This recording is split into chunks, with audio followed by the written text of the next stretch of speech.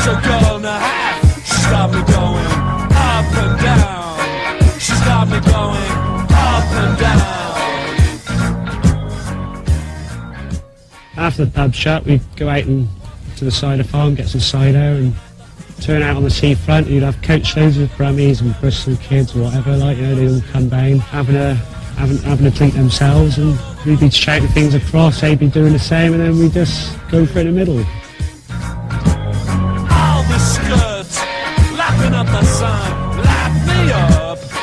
Why don't you... Until the law come along or whatever, and we usually be the ones that get arrested because the police knew us, like, so we'd be the ones that arrested and they'd usually get away with everything. She's looking at the beaches. Well, there goes another one. 16 youths appeared before Weston Supermare magistrates this morning, and fines of up to £300 have been imposed. Getting fined that much is just going to make them go out and nick stuff and sell it to pay off their fines. A lot of the lads did time, they got Borstal, etc, etc. Me, I was lucky. I had a full-time job at the time, and I just ended up paying up thousands of pounds in fines to over the years. I'd love to know where it went. I think the best one was there must have been 50, 60 of us over on the bingo steps opposite the amusements. We all decided that we're going to go down to the Smith's Hotel where all the Brummie skinheads were. There's about 100 of them down there, and we met up with these 10 or 15 Bristol blokes, 20 Bristol blokes, whatever, and decided that we're going to do the Brummies together. So we all steamed into Smith's Hotel, kicked the crap out of the Brummies, and on the way back along the beach, we kicked the shit out of the Bristol blokes. And that's when the police were chasing us along the beach on horses. The police started quite a fair bit of the trouble, I'd say. Going in too heavy. Even on days when nothing happened, the old Bill would be there pushing, and I'm not talking about just us, I'm talking about ordinary pedestrians on the street, like, you know, pushing them all along the seafront to try and get them over onto the beach. Everyone was piling over the wall because the police was trying to push everyone away, like from the seafront, to get them on here out of the way. So that's when we all jumped over the walls and whatever. They had like all the Bristol lot was behind the police, and they segregated both lots. So that's how come we ended up on here that fateful day. It was really terrifying for everybody, for the donkeys, the horses, and all the public with their little kiddies. They come on the beaches, they come about 400 at a time, and they would just make one run all the way and scream and shout. I put it down, the police, they used to send them down on the beach to take the trouble off the streets, up, you know, where all the pubs was and that. The bank holidays used to spoil it. I mean, obviously the fighting used to spoil it for a lot of people. There was victimisation from the police. I mean, in them days, we were basically sheep ready to be herded up by them. We was out of order sometimes with them, and we did have the occasional scuffle with them, but most of the time they just loved picking on us, because they basically had nothing else to do. Then there was a lot of bad feeling between us and the police. It didn't just happen in the summer. I mean, we got victimised in the winter when there weren't any holiday makers around. They did enjoy picking on us, and they knew that we never used to give up much of a fight in court, and we just processed basically.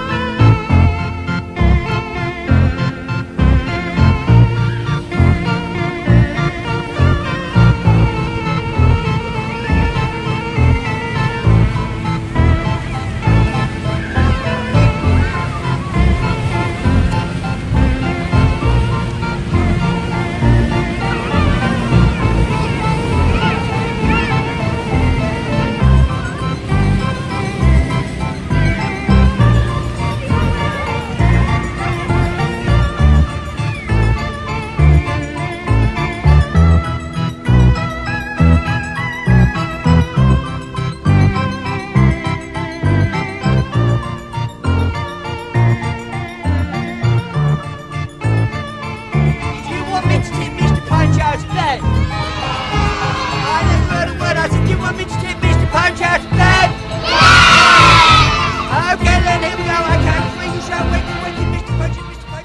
It's all quiet on the Western seafront these days. It wasn't always like this.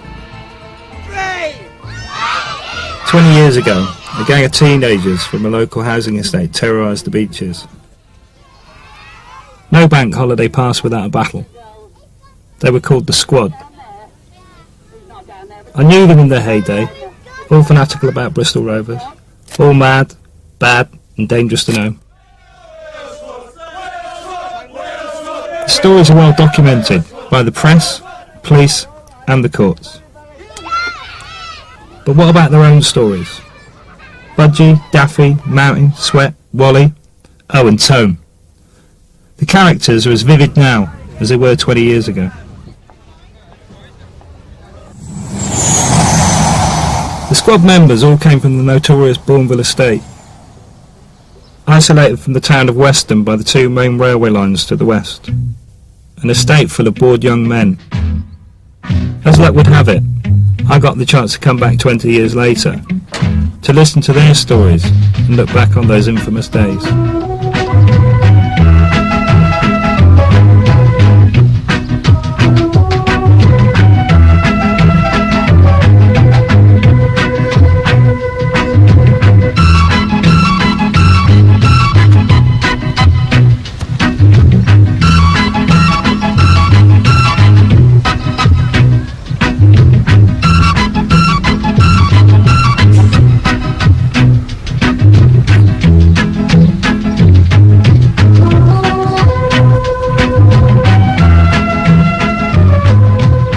I'd come from a tough club in Birmingham, expecting Weston-super-Mare to be somewhere quite quiet. I was quickly enlightened that it wasn't, and it was just as bad as where I'd come from in the inner city. Well, it all started back in 74, 75, back at school. It was Wally Vowles, Pagey. He's dead now. He had an accident at work. Daff and Sweat. The youngsters down here were considered to be quite beyond control.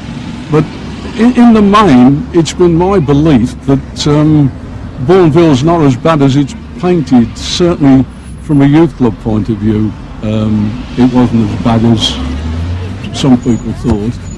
The club was just looked upon by the youngsters as a refuge, but unfortunately by the people who lived in the locality as a place where all the troublemakers gathered.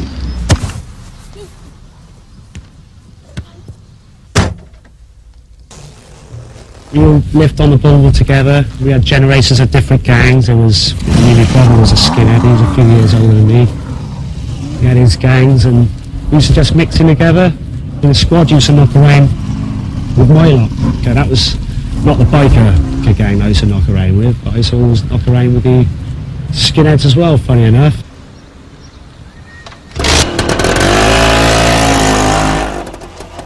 Frightening thing I can always remember was my mum shouting across the shops and telling me to get home. Because my mum was terrible. Stop hanging around them shops. Get home.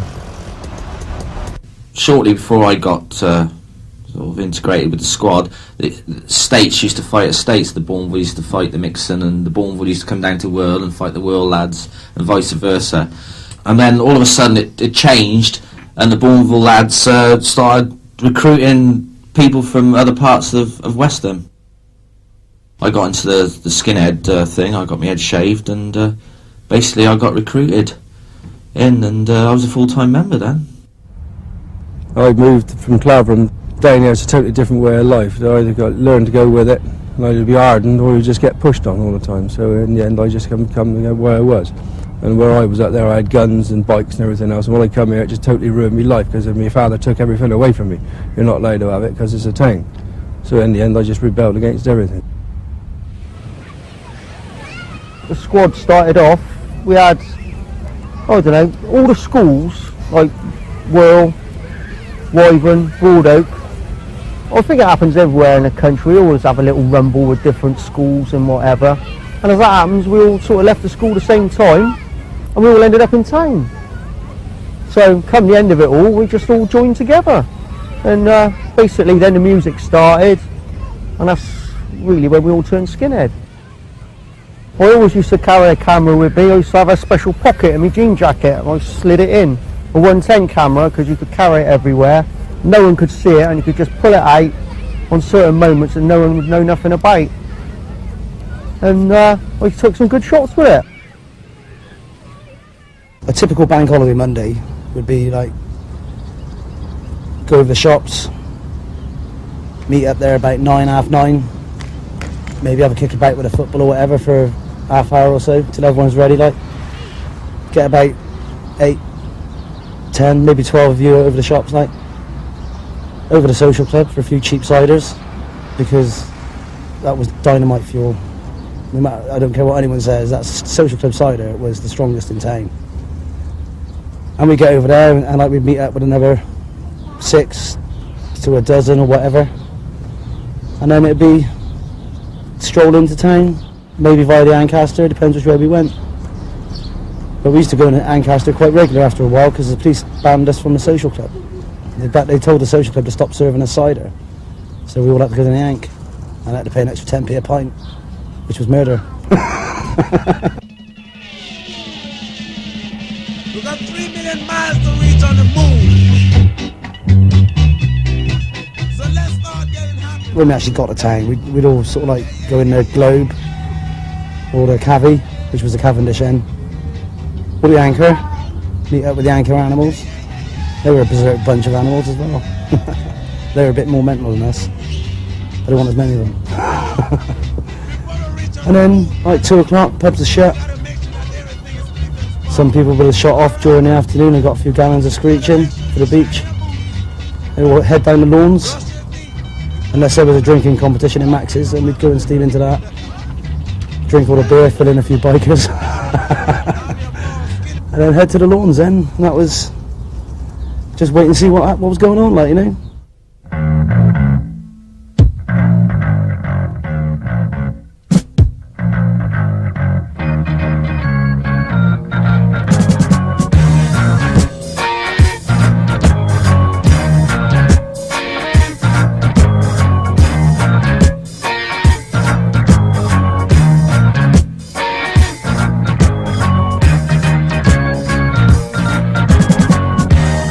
Strolling along, minding my own business. Well, there goes a girl and a half. She's got me going up and down. She's got me going up and down.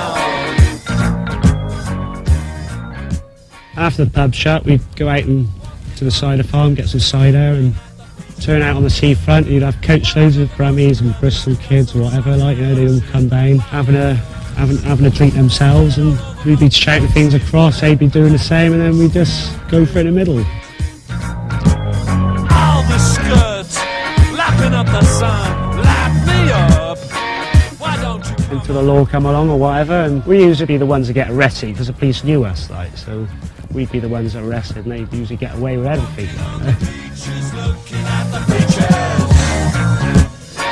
Well, there goes another one. 16 youths appeared before Weston Supermare magistrates this morning and fines of up to £300 have been imposed. Getting fined that much is just going to make them go out and nick stuff and sell it to pay off their fines. A lot of the lads did time. They got Borstal, etc., etc. Me, I was lucky. I had a full-time job at the time, and I just ended up paying up thousands of pounds in fines to them over years. I'd love to know where it went.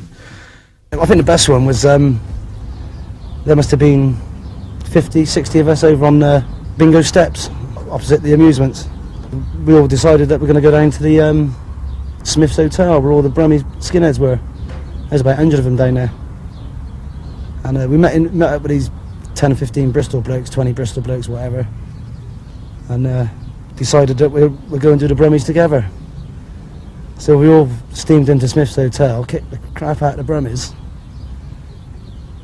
And on the way back along the beach, we kicked the shit out of the Bristol blokes. And that's when the police were chasing us along the beach on horses. The police started quite a fair bit of the trouble, I'd say. Going in too heavy. Even on days when nothing happened, the old Bill would be there pushing, and I'm not talking about just us, I'm talking about ordinary pedestrians on the street, like, you know, pushing them all along the seafront to try and get them over onto the beach. Everyone was piling over the wall because the police was trying to push everyone away, like from the seafront, to get them on here out the way. So that's when we all jumped over the walls and whatever. They had like all the Bristol lot was behind the police, and they segregated both lots. So that's how come we ended up on here that fateful day. It was really terrifying for everybody, for the donkeys, the horses, and all the public with their little kiddies. They come on the beaches, they come about 400 at a time, and they would just make one run all the way and scream and shout. I put it down. The police, they used to send them down on the beach to take the trouble off the streets, up, where all the posers was and that. The bank holidays used to spoil it. I mean, obviously the fighting used to spoil it for a lot of people. There was victimisation from the police. I mean, in them days, we were basically sheep ready to be herded up by them. We was out of order sometimes with them, and we did have the occasional scuffle with them, but most of the time they just loved picking on us, because basically they had nothing else to do. Then there was a lot of bad feeling between us and the police. It didn't just happen in the summer. I mean, we got victimised in the winter when there weren't any holiday makers around. They did enjoy picking on us, and they knew that we never used to get that much of a fight in court, and we were just processed, basically. Keep nicking you for the same old thing. In the end, those just come out of office licences, walk up the road, we gather inside them, and the next thing you know, right van pull up to you, and you're nicked for the day under suspicion. It's a suspicion of what? A suspicion of causing a fray. And if you get in a van, you'll be locked up all day. Then let you go out late at night. I got nicked one bank holiday, the Friday before bank holiday actually, and because it was a bank holiday Monday, on the following Monday, the courts decided to put me in prison for 3 weeks so that I wouldn't be out for that bank holiday Monday. There were lots of occasions when youngsters were picked up by the police who weren't really responsible. They were pulled in just because the police knew them and they happened to be in the locality when something went wrong. Bank holidays were the days when the pub shut at 3, everyone used to come out on here because you never had nothing else to do, didn't have nowhere else to go. So you'd be out here wandering around, and that's when all the gangs and that would meet up. All your bikers, your mods, or whoever come to Weston, they'd always end up here. This was the prime spot, and it always went off. It's just inevitable, really, till the pubs opened. Then it went dead, finished. Some boy could come around the corner we had a little ding-dong with a few weeks before. Something to do with John, actually, and he just let fire on him straight away. A couple of weeks before the fight, I'd insulted the bloke's girlfriend, and he threatened me on the spot there and then. He said he'd get me, and well, I'd forgotten all about it. And then come a bank holiday, we were all there on the steps, looking at the people going by and the trouble and stuff, and he suddenly appeared from round the corner with all his Western biker friends, because there was a bit of tension in them days with the Western bikers. And he came straight up to me because I was sat at the bottom of the steps and offered me out for a fight there and then. And I said, well, no, because it's a bank holiday and there was police everywhere and hundreds of people. I offered to see him at the park later on that day. But he wouldn't have it, and he just suddenly swung a punch at me there and then, and I got up, and lucky enough Basil was there with the camera and took those famous photographs. It happened so quick, I just got my camera out and clipped off 3. I mean, a fight only lasts a minute if it's a long one, and it's all over, and that was that. I don't even know where the bloke went, actually. The poor lad, basically I beat 7 tons of shit out of him, basically, like, you know. We ended up shaking hands down the alleyway, and he walked off very embarrassed. I think we all scarpered before we got arrested for it. I got a brownie point on my street cred. My favourite memories of the bank holidays was well, it happened quite a few times, is when someone would spot there'd be a crew of mods arrive in town. They all should come in some numbers as well. I mean, some of them, there was the 40 or 50 scooters all come in, and the word would go round, mods are here. And, like, you know, no matter how far or wide the lads were in town at the time, we'd all converge in Regent Street by the bingo steps. And my favourite memory was just like between 50 and 60 of us just screaming down Regent Street, like, because all these mods were coming at one far end, and we were right at the other, and we just took over the whole road, and just 50 or 60 screaming skinheads and punks, like, just heading towards these mods. And they all slammed their brakes on and just did a big U-turn, and off they went, like, you know, absolutely wet in their pants. That's one of my favourites. Years ago, when we were down, when we were all skinheads, they had 2,000 mods turned on and took on 200 skinheads, but the skinheads won. So that was all over within minutes because the police, the riot police and all the horsebacks and all that broke it all up. But it was all good fun. It was all good day out, so I was happy with it. And then there was just good old-fashioned punch-ups, and somebody might get a kick on the floor, somebody might get a boot in the head. But there was we never carried weapons or tools or anything like that. It was fists and boots, strictly that.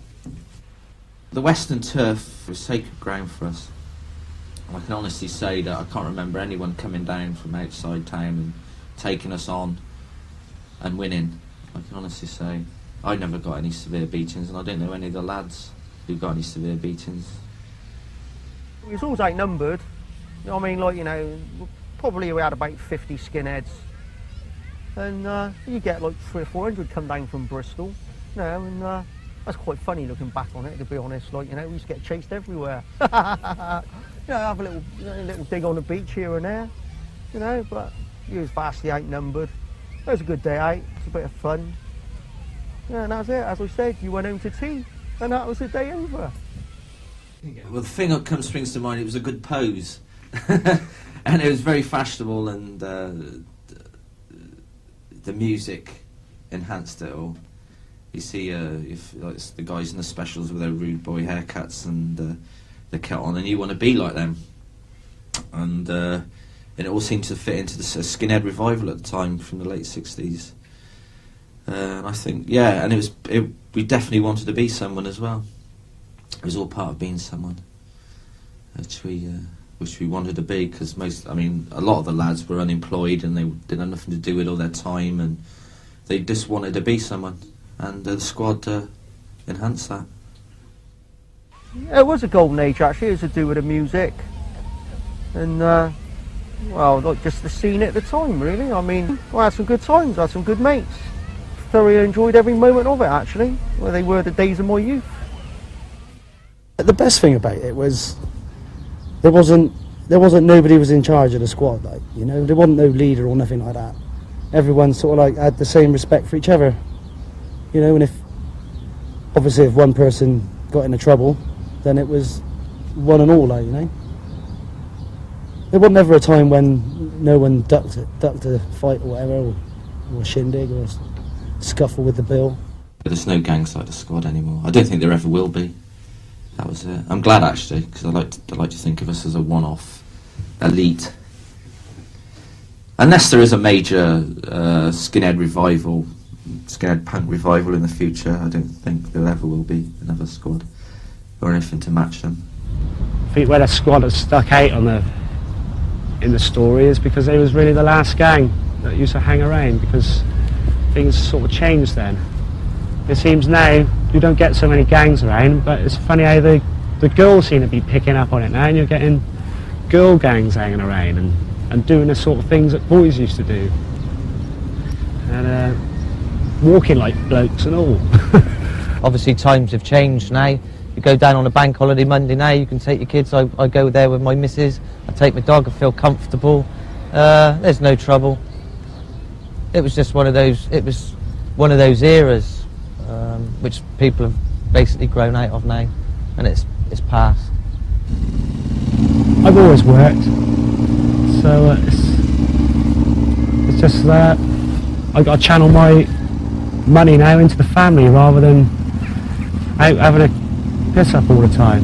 I mean, I still go out weekends, still see all my mates, still see all the old squad boys and that, but it's a little bit toned down now.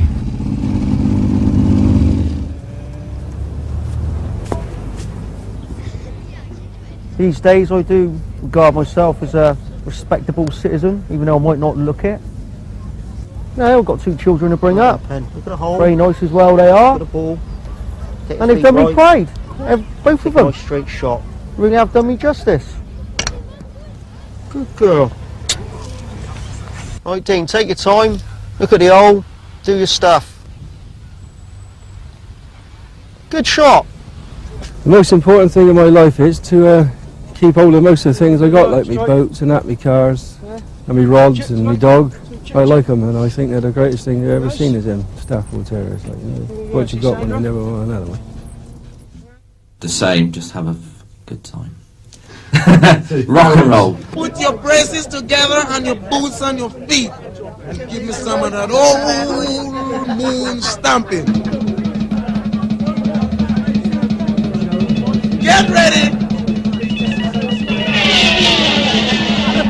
We got 3 million miles to reach on the moon. So let's start getting happy now. Ready? Yeah. We used to walk 3 miles just to go and kick their asses. Was it worth it?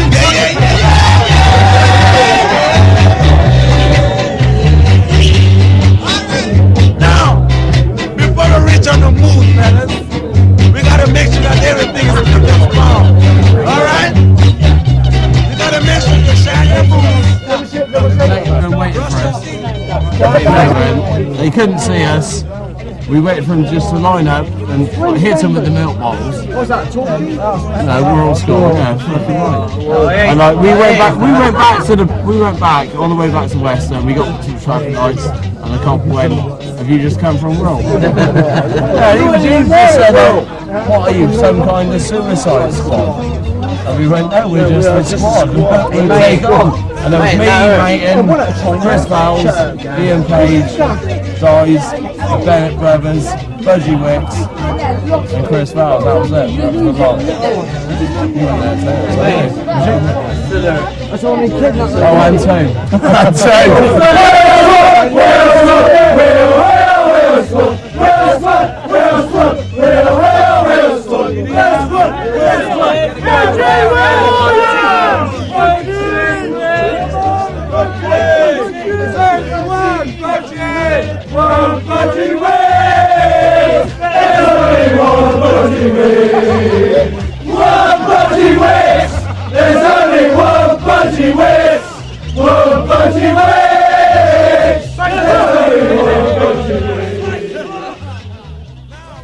Part of my very enjoyable misspent youth. I don't regret a thing. In fact, if I could, I'd go back and do it all again. It was great fun. So let's start singing one more. Ready? Yeah.